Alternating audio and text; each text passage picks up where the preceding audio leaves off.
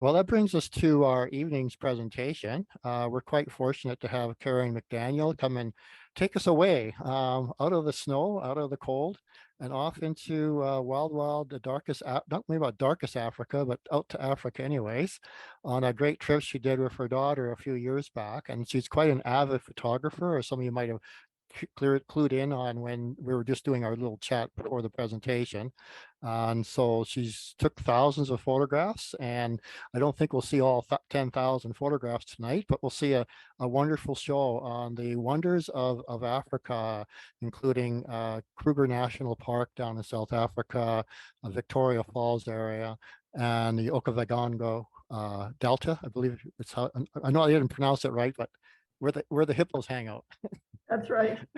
Kind of thing. So I would call upon Karen to share her screen, and we can zoom off down to Africa. A little bit of background to the observers here. I have 3 children, and when they turned 30, I promised them that I would take them anywhere in the world they wanted to go, provided I hadn't been there.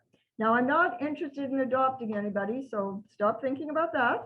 But when my son turned 30, we wanted to go to Russia, and we went to Russia and London, and that's when Russia was still normal, and we had an absolutely amazing trip and holiday from Moscow, St. Petersburg, the whole business. When my middle daughter turned 30, she wanted a Caribbean cruise, so we sailed out of Florida. And I have to tell you, there's no experience like being on a party cruise with, I don't know, 500 other 30-year-olds. All the old people either went to the casino or went to bed, and the young kids partied. Now, when my youngest daughter, and this is who we're going to talk about today, it was her turn. She turned 30. I gave her a choice. I said, do you want to go to Africa or South Africa, or do you want to go to Galapagos? And she chose South Africa. I have since been to Galapagos on my own, and which was one of my birthday presents when I turned 70. So we've been to all places. So Laurel and I headed off to South Africa, Zimbabwe, and Botswana to celebrate her birthday. We left at the end of January because her birthday is February 1st. So we wanted to be there on February 1st, and we indeed were in Botswana on February the 1st. So the first thing that we decided what we wanted to see and where we wanted to go. I had my choices as to what we'd like to do. I especially wanted to go to Kruger and to Victoria Falls, and Laurel especially wanted to go to the Okavango Delta, which is in Botswana. And so those were the main things that we had. There we are standing beside a baobab tree, which are the oldest, largest trees. And that one is very much alive. So we had our choices, and then we did something different. Usually you go to a travel agent and you see what packages they have. So you pick their package. We did something different. We wrote out what we wanted to see, and then we sent proposals to 5 different travel agents, and they sent us back what they could put together for us. The first one we got back, I swear to God, I thought we bought a country. I couldn't believe how expensive it was, but we waited for the other ones. Eventually we did make a choice, and it was Pace Setter Travel. They were out of Vancouver, and as it turned out, they were, GoAway is another big travel corporation. They were their Africa experts, and they put everything together for us. We told them what we wanted, they put it together. So here's where we went. We started in Johannesburg, and then to Kruger. We went up to Victoria Falls, and then over to Chobe in Botswana, to the Okavango Delta, and then back. So this was our travel route. I'd love to be able to say how many acres or hectares that is. I have no idea, but it was a lot. And when we arrived in Johannesburg at the airport there, we were met by the Go Away representative. And in those days, everything was still paper. So he gave us all of the documentation that we needed, and it was all set up for us. It was absolutely perfect. We spent one night at the airport at Johannesburg. The hotel there was absolutely fabulous. And it was from there that we started our adventure. Now, this adventure was not for the faint of heart. Here's how we started. So Calgary to LaGuardia, and we spent the night in New York City. And from JFK to Amsterdam, so we flew on KLM. It is winter in New York. It's cold, but we're going to a summer in Africa. So what we did was we traveled with backpacks with our summer clothes, and we left our winter clothes in large suitcases, and we checked them at the airport. We flew from Amsterdam to Johannesburg overnight, and then the next morning we caught a flight to Hotsprit, which is just outside of Kruger, and a driver picked us up and drove us into Kruger. So we were there for 3 days. Then the driver from Kruger took us back. We flew from Hotsprit back to Johannesburg, then Johannesburg to Victoria Falls, Zimbabwe. You need to have a visa to get in to Zimbabwe, and they want American dollars. You can buy the visa right at the airport. You don't have to have it ahead of time, but travel with a lot of American money and paper money, none of this plastic stuff. So after we were finished for 3 days in Victoria Falls in Zimbabwe, we had a van took us to Chobe in Botswana, 2 hours away. From Chobe, we caught a 6-seater plane to Chiefs Island in the Okavango Delta. And this was kind of the milk run. We had 4 stops, either picking up or dropping off people or goods. And that was very, very interesting. It was absolutely stunning. From Chiefs Island, after we'd been there 3 days, we caught the same little plane back to Mon, Botswana.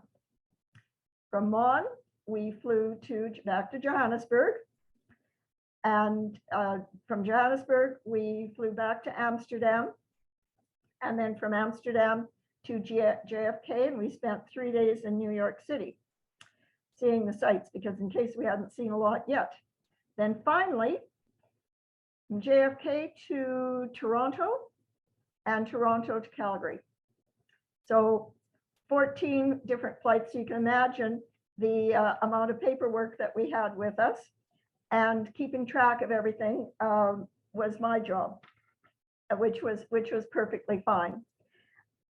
So here is our first stop. We were at Kruger. We stayed at a tented camp. Because this was off season, there were only 11 other people there. This is absolutely stunning. When you come in on the ground floor, this is main floor, and then it drops down to the river. So it slides down. This was a reception area, part of the breakfast area. This was our bedroom. And the part that we liked the best was right here. This is an air horn. There are no telephones. So if anything happens and you need assistance, you blow that air horn, you pump that air horn, and they come running regardless of what time it is at night with guns. They're ready. And the excitement that we had, and as I said in the introduction, was the resident hippo who lived in this water came out to scratch his back, and everything is shaking. OMG. We weren't quite too sure what was happening, but we didn't blow the air horn. We just kind of waited until everything settled down. And then we went out for breakfast. We had, remember, there's only 11 people. So many times when we went out with the guide, there would just be Laurel and I. That was it. It was like a private tour. So welcome to Kruger. The first animal that we saw when we got out into the car that picked us up was this lion. And Laurel and I almost fell over each other trying to get our cameras out the window to take a picture of him. We didn't need to worry because we were going to see lots of them. So we did see the big five, and there also is, I should say, the big five of birds. Now we only saw 3 of them, and I'll point those out as well. So we have our lions and elephants, giraffes. They are all over the place. You don't have to look far for them. I was a little further, looking for the rhino. There's blue wildebeest everywhere, impalas, and of course, the baboons. Oh my God, they are everywhere and they are so noisy. This fella is a hyena, and we saw him on a night run. They're not out during the day, and notice how their heads are slopey like this. That's so they can get into the carcasses. So another day, more animals. This one was quite a surprise. This is called a dik-dik. It is a small deer-like animal. It's probably just about a little bit larger than a full-grown dog, like a Burmese or something like that. They're not very big, and they have the tiniest little paws and hooves that look like little goat hooves. Zebras all over the place, Cape buffalo all over the place. But this fellow, we only ever saw one of them. This is a jackal. And he was hunting in the distance. And this beauty, this is called a kudu. Now, it's not spelled the same as the telephone company. This is K-U-D-U. And beautiful male. Look at the red ears. And actually, kudu meat is very tasty. If you've had venison, deer meat, that's exactly what it was like. It was like eating sirloin steak. We had it it was prepared for us at the Hamilton's. So carry on. Well, the bird life. Like, you have no idea where to look and what to photograph next. We probably took between 8,000 and 10,000 pictures. This is a lilac-breasted roller, a beautiful little bird, just about the size of our robins. This is a juvenile eagle, a type of eagle. It's called a bataleur. And he was having a drink of water from the ditch because it had been raining. So there was water in the ditches. What we've got here is a hornbill. And there are many different kinds of hornbills. This one is a gray hornbill. And this, of course, will look familiar to us. It's a heron. And this is a gray heron. And I want you to pay close attention to her body language. And it is a her, because right there is her chick. So just look at her body language, because we're going to learn more about her in the next slide. Now, remember I said that there were the big 5 in animals, and so far we've seen quite a few of them. They're the big 5 in birds. This is a saddle-billed stork, and this is one of the big 5 birds. Just absolutely stunning colors and its flight pattern and everything. We were very lucky to see this. These little guys down here are all over the place. They're called guinea fowl. And if you're a wine drinker and you want to try something interesting, you can go to Willow Park Wines or anywhere else. There's a South African wine called guinea fowl. It's a white wine and it is delicious. So let's come back to our heron and look at her body language. She's looking very intently at something. this is what she's looking at. Just to her right is this crocodile. He's come out of the water and he's looking at that chick, and he's looking at her.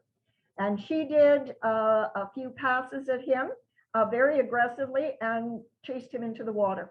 So the little chick and the bird were just fine.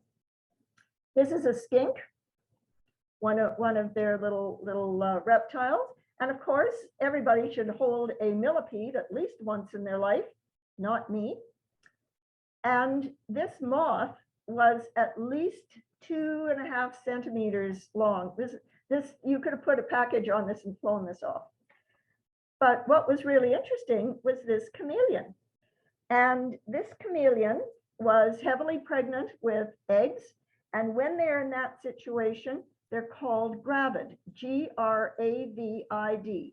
And our guide, whose hands these are, was so knowledgeable about everything. And because it's just Laurel and I, he's showing us absolutely everything. And it was just stunning. So from here then, we have the close encounter of the elephant kind. This is the truck that we were in, and we were out on a morning safari, and this really was our fault. So we've come up behind this young fellow, and he doesn't hear us. So we're not making any noise. We're being quiet, and then all of a sudden he goes up a certain distance and he startles, and he literally goes off the ground like you've had a startle reflex. He turns around and he comes right at us. This is the charge. I have my eyes closed because I don't want to see death coming towards me. I've grabbed a hold of Tuan's shoulders. I am not looking. Laurel, nerves of steel, continues to photograph. And so she gets this guy. He comes up to the front of the truck, the safari truck, and skids to a halt, looks at us, says, "Oh, you're not worth it," and away he goes off into the distance. I think I aged greatly at that point. So from there, we head off to Victoria Falls in Zimbabwe. This is a little bit more of a commercial. It's not tented. It's a hotel, and where we ate in here is right here on this balcony. And there were people always out in the grass with like leashes or I guess sticks or things that you would beat around, because the baboons were just incorrigible. And if they could get inside, they would just cause havoc. So this was our place. It was really quite nice. We ate. We had breakfast here every morning. We had meals in our room once, and other times we went to another hotel because there weren't too many North Americans around, and then we tangled up with an Australian, and so we spent time with him. From here, you could hear the falls. We are within walking distance of Victoria Falls. And of course, there's our statue of Dr. Livingstone. So this is right at the falls. It is a national park. You don't have to pay to get in, but they want to know that you're there. This bridge goes across the river, and this little tiny dot right here, bungee jumpers. There isn't enough money in the universe that would get me to do that, but that's what's happening. Now, Laurel and our friend took a helicopter tour of the falls. I didn't, because it is just the end of January. We didn't see a lot of flowers, but there are some, like this lily. But this was an amazing experience. So this is at Victoria Falls Safari Lodge. And every day at 1:30, someone comes out from the kitchen with all of the scraps, scrap meat, scrap vegetables, all of the scraps. And prior to that, about 1 o'clock, all the birds start congregating. So we've got vultures, white-backed vultures, and marabou storks. And they're all congregating, and this fella dumps all of this stuff out for the birds to eat. And it is just riotous. There is a cacophony of sound and activity, and they fill their tummies, and then he goes back in for the next day. And that was a really interesting experience to watch that happening. We also went on to an elephant reserve, and this is where they have rescued elephants who have either been abandoned or sick, or something has happened to them. And this is at an elephant reserve. And then we went for a ride on the elephants.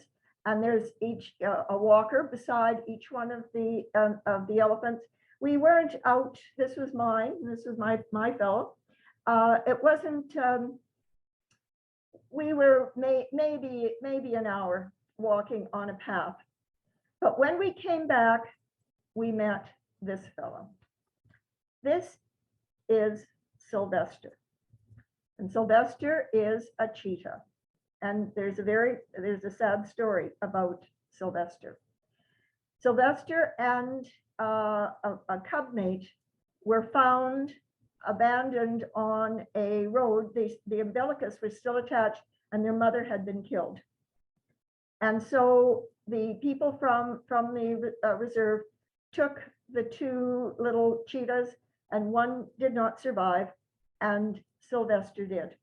And Sylvester was the house cheetah until he grew to be quite big. They're quite large. And they brought him out to meet us and warned us, you can pet him, you can come up to him, but don't step on his tail. Like, don't have anything to do with the tail. And so we came through, and I was able to have my picture taken with Sylvester. And Sylvester, for a number of years, had his own Facebook page, and we had updates about him. And then a very sad thing happened. And that was, he couldn't live in the house anymore. He was too big, so they had a compound for him. And a leopard broke into the compound and mauled him. And they tried to save him, but in the end, they had to euthanize him. And I can tell you that on that Facebook page, people from all over the world were grieving for Sylvester and donated to a fund for rescued animals at this reserve. So this was one of the highlights, actually getting to meet Sylvester. So another day then, we went to a lion reserve. And lions, although there are a lot of them, they are endangered. And these two young cubs, young girls, young ladies, were rescued, and you could go for a walk with them, and they would let you touch, and they're just like cats. So Laurel's scratching its tummy. And if you'll notice, we're holding a stick. Okay, we're holding a stick. And the cats are trained to watch that stick. We're not going to hit them. We're not going to hurt them or anything. And everybody's walking with them. All that means is that, you know, we're not one of you. We're different. We took care of them. We walked with them, and that was quite an interesting experience with them. They once they reach a certain age and they are trained then how to hunt and everything, then they are released into the wild. So from there, we took a van, 2 hours to go to Chobe. And Chobe was the most commercial of the places that we stayed, and the most people that we saw. Chobe has its own big airport, and there's a lot of tourists that come in there. I should also mention that I didn't know that the travel agent had told our hotels that it was Laurel's birthday. So when we got into to Hamilton's and Kruger, there was a welcome, a letter and a welcome and happy birthday. And then after we were having a meal, the kitchen staff came out and sang happy birthday and did a dance with Laurel to celebrate her birthday, which was really quite surprising. At Victoria Falls, we had a letter welcoming her and happy birthday, and that was great.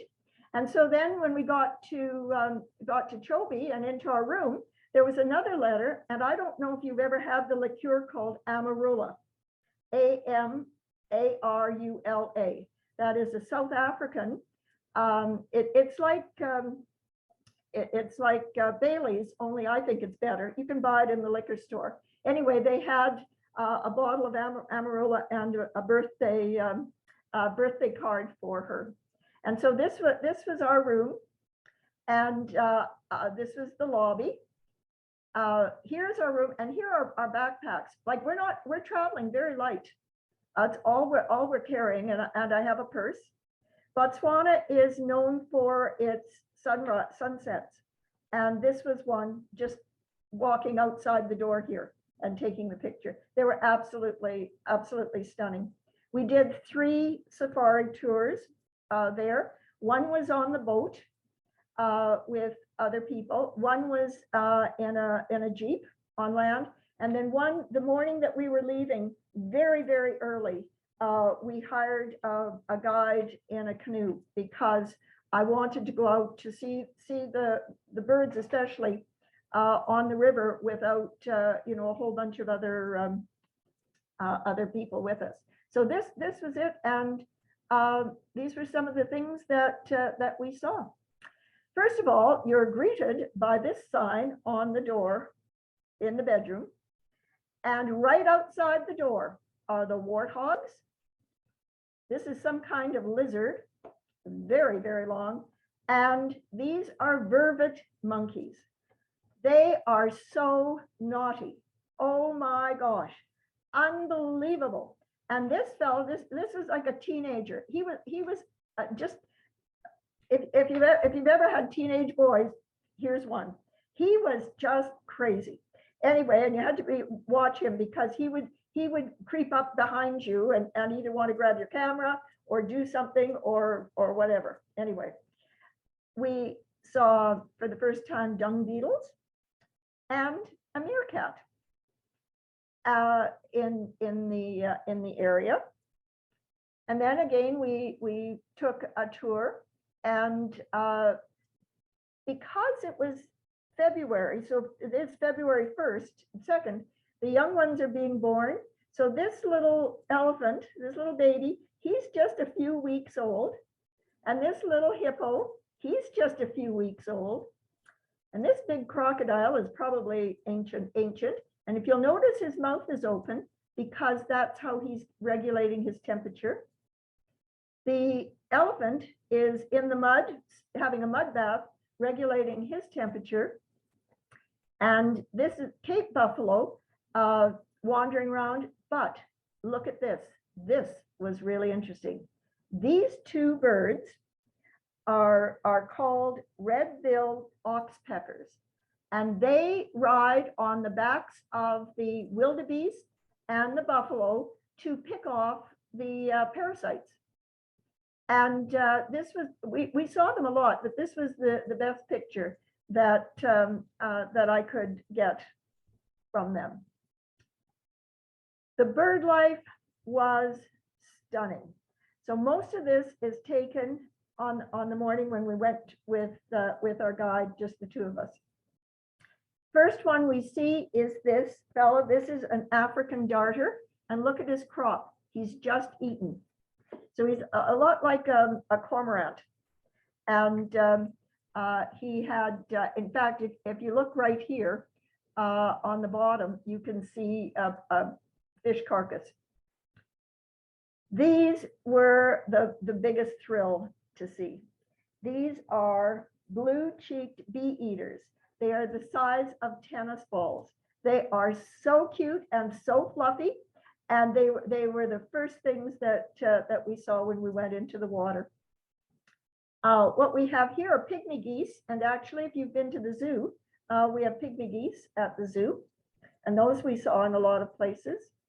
These are giant egrets, a tree full of egrets. And this little fella is called a malachite kingfisher.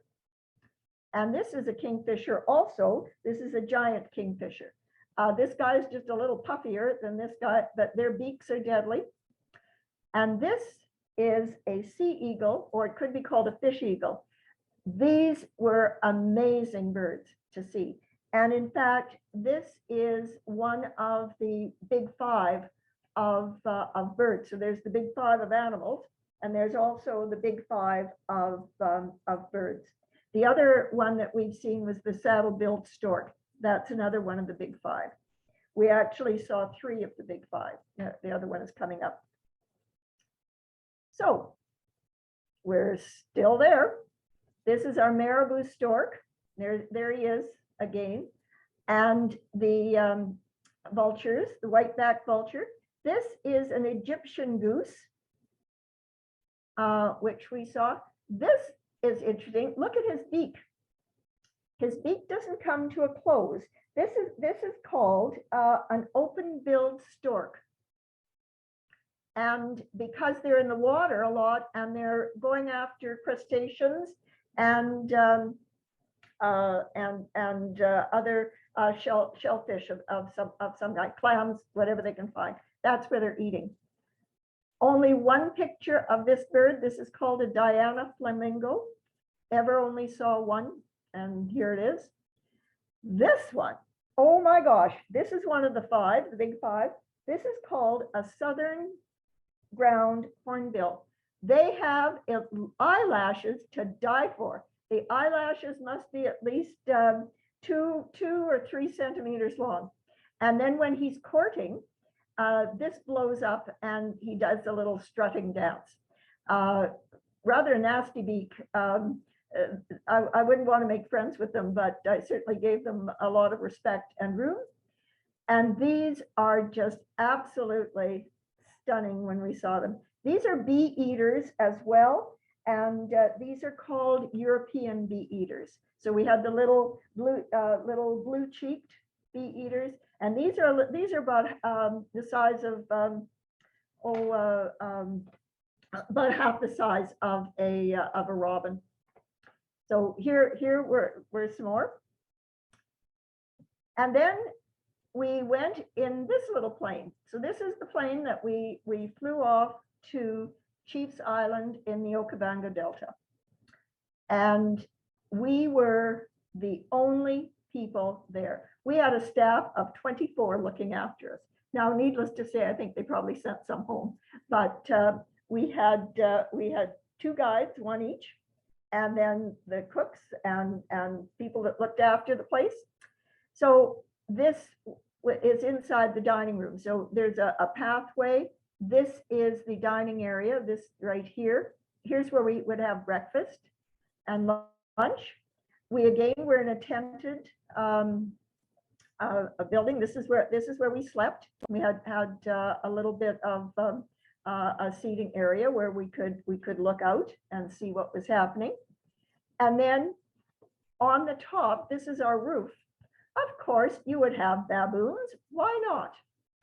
When we arrived, these ladies joined us at a hut and they sang a welcoming song. And it was absolutely fabulous. And they were so happy to see us, and they were so curious about us. And they were wonderful. And inside the roof of this building are these fellows. These are fox bats. And bats are valued because they take care of the insects. And so if you notice his face looks like a fox head. We had a lot of flowers. I don't know the name of this bird, but it looked like a young one. And then this was Kenneth. And so they took us out in the morning and in the evening for what each one of us had a canoe. And away we went to see what we could see.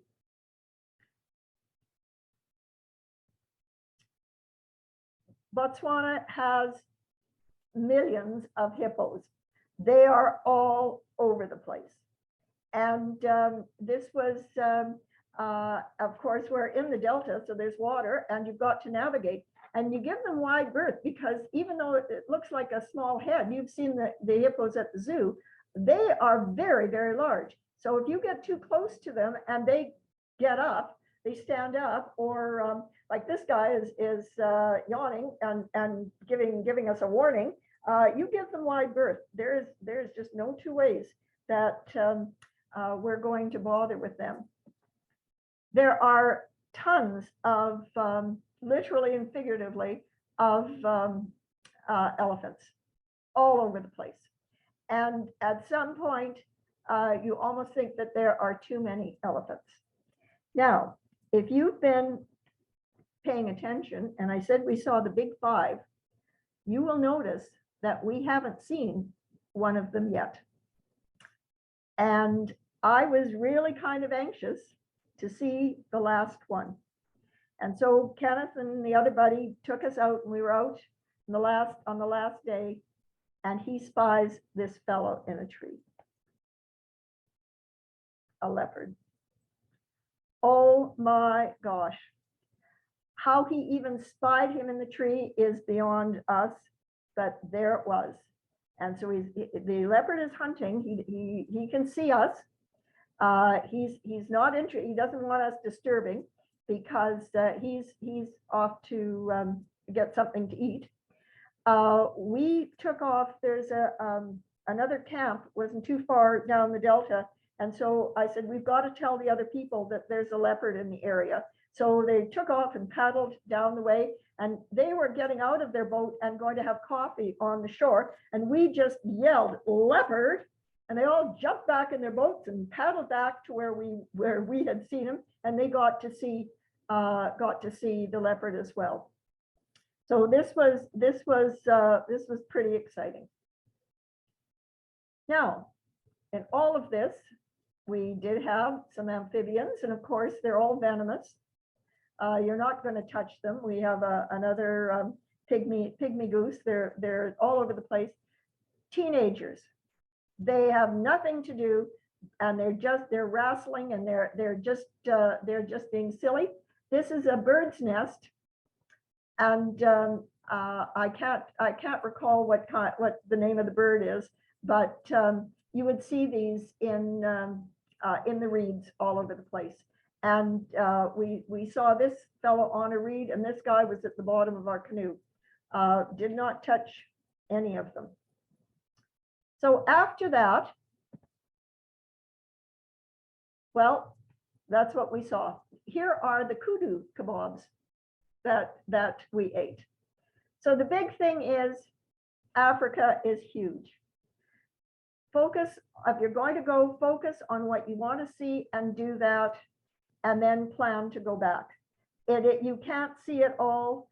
It doesn't matter what tours there are. There's just so much. Now, I did a little bit of research, and I don't know if you know about the tour company called Intrepid, you know, like as Intrepid, how brave we are.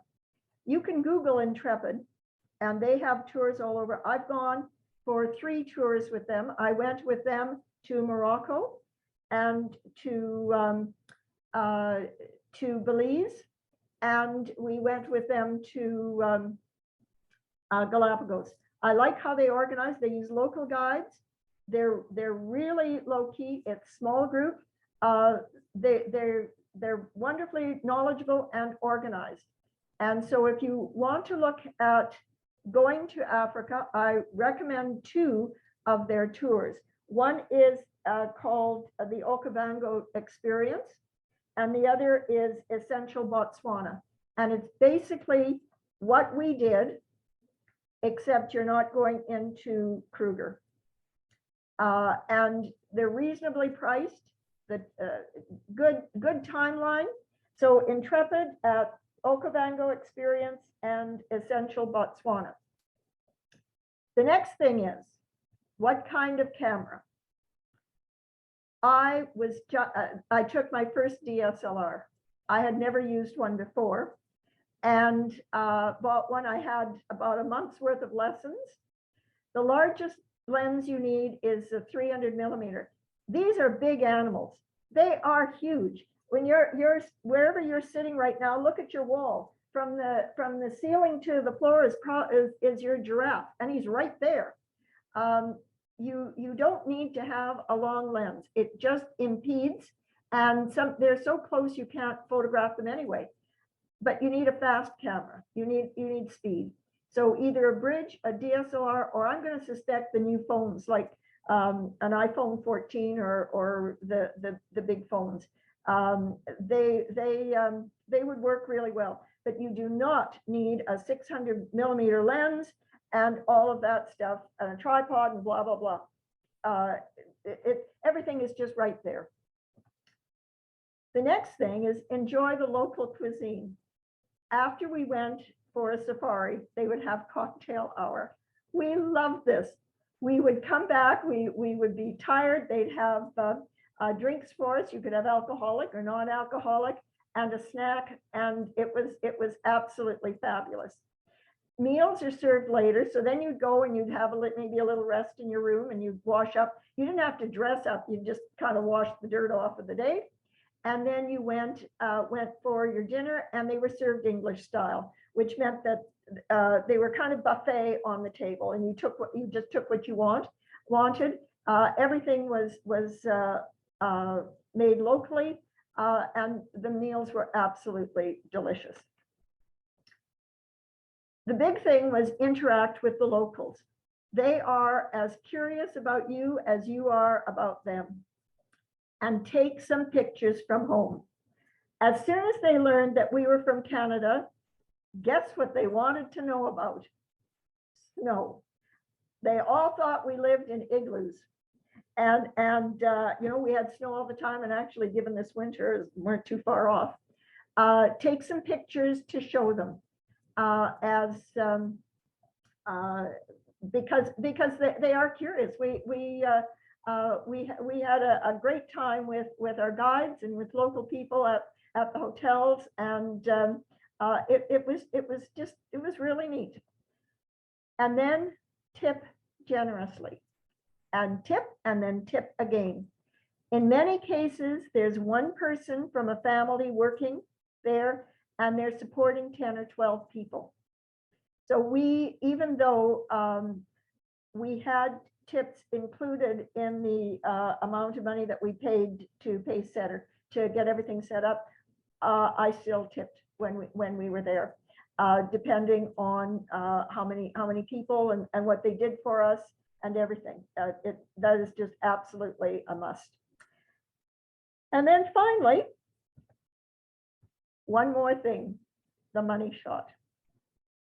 So when you take 8,000 pictures, there's got to be one that you'll never forget. And in fact, I have it enlarged and printed and hanging on my wall. This was the money shot. This was taken on our last day in Kruger as we were leaving. And I have to explain. So when you look at these zebras, you kind of notice there's two tails right here. There should only be one. But we've got two mares, and the mares face different ways. So she's facing this way, and she's facing this way, so that they can watch 360 degrees for predators. So you're either going to watch for lions or leopards or cheetah, whatever big cat is in the area, they are watching. And if you'll notice underneath here, in between, that's her foal. So that's the other tail. That's her foal right there. You'll see like extra legs, and then you'll see right here another little foal. So she's watching this way, and she's watching this way. And I mean, the pictures, everything that we did was absolutely stunning. Of course, we flew back then to Johannesburg, from Mon to Johannesburg, Johannesburg back to Amsterdam, and then to New York. And we spent 3 days there. And I can tell you that once I got on the plane, I slept. I was just absolutely exhausted.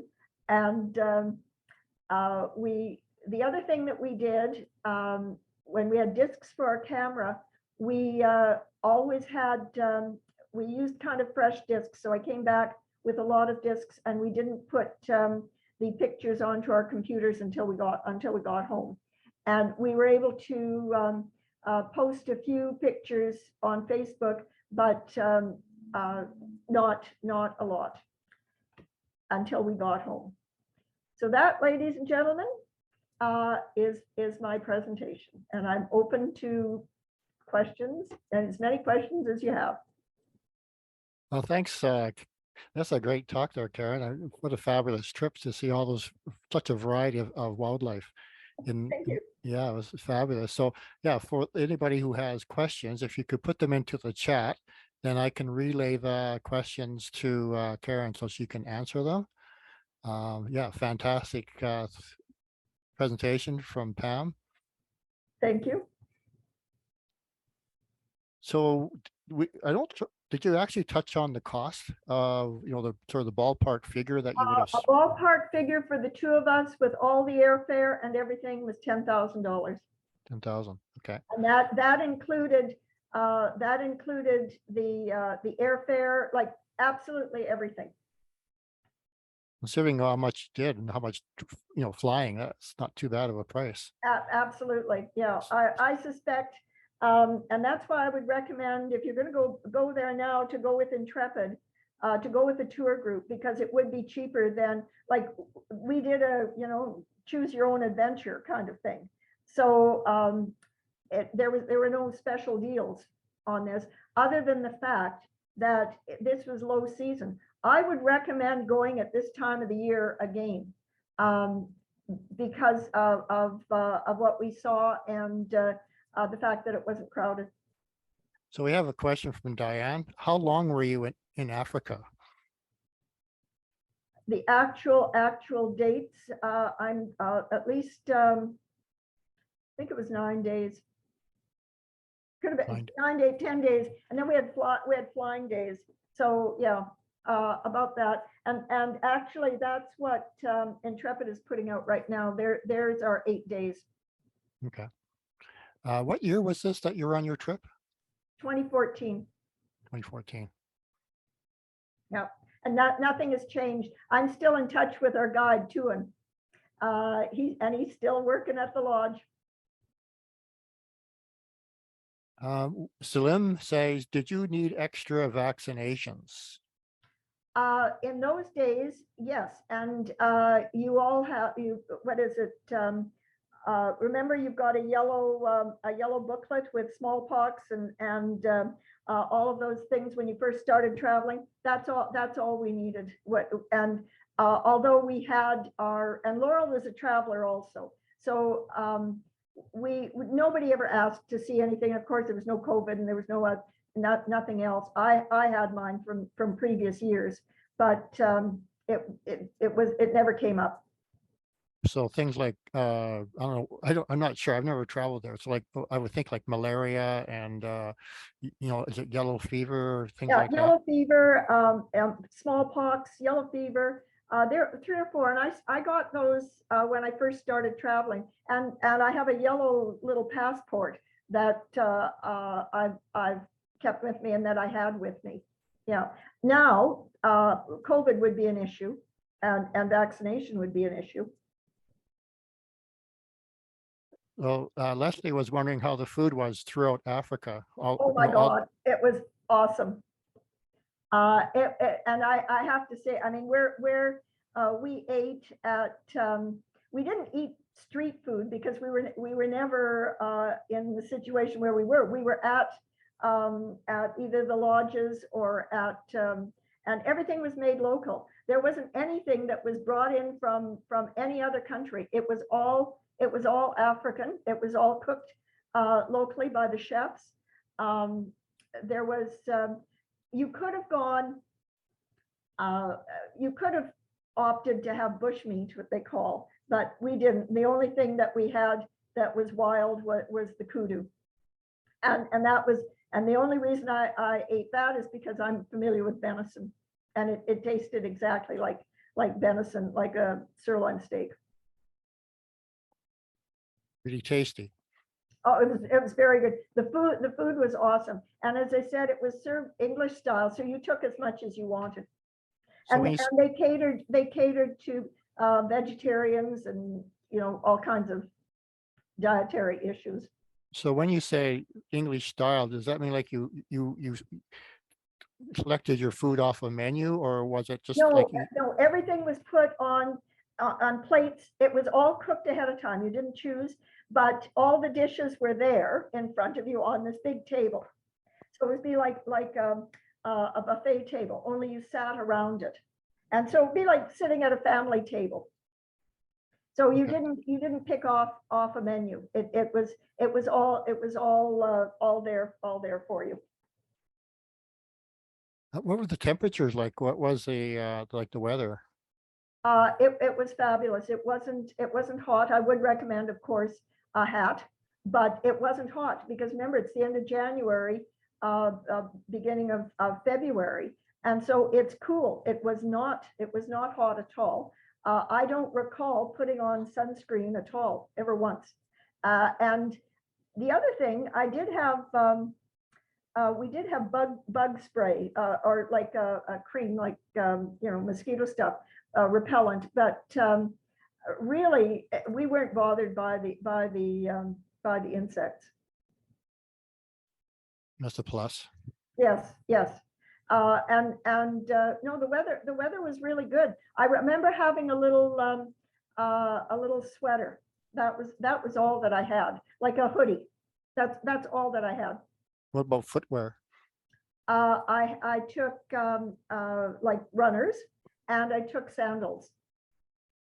And I had one dress up outfit that because if you like at night, where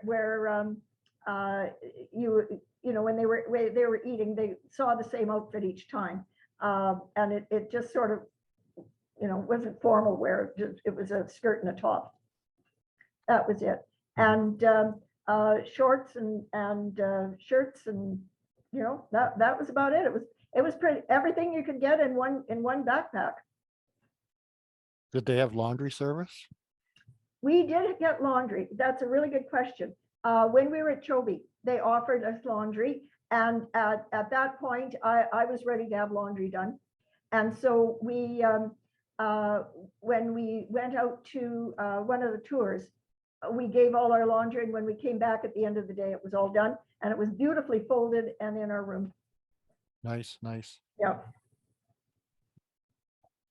Wow, that's like I say, a fabulous trip, and I'm so happy that you're able to share it with us. Well, thank you for asking. It's been wonderful to relive this. All the things that we saw. I'm very pleased with this. I'm going to see if I can get my picture back, if it's not going to pixelate, because I am here. Yeah, here I am. There I am. And yeah, it was an amazing experience. I would love to go back to Namibia. So go to Cape Town and then north to Namibia and go into the desert. I really want to see those serval cats. I think Namibia would be fabulous. One of Canada's great photographers, Freeman Patterson, often, I think he produced a book or so on his travels into Namibia, particularly when the flowers are in bloom. Yes, yes, yeah, absolutely. Well, we look forward to you going on that trip, and then come back and you can take us all along. Well, thank you so much for asking. I really appreciate this. And if anybody is on Facebook or anything like that, I'm on Facebook, okay?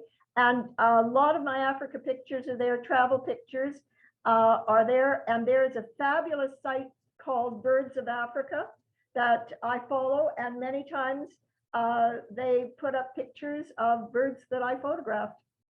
Perfect, perfect. Yeah. Yeah, well, thanks a lot. And I thank everybody who attended our meeting tonight. It's a great way to do some nice traveling at the comfort of our home. Thank you, everybody, and I'll bid you good evening. Thanks a lot, Karen. And thank you very much for the opportunity. I really enjoyed it. Thank you so much. Okay, Happy travels. happy travels. There you go. Take care. Okay, bye-bye.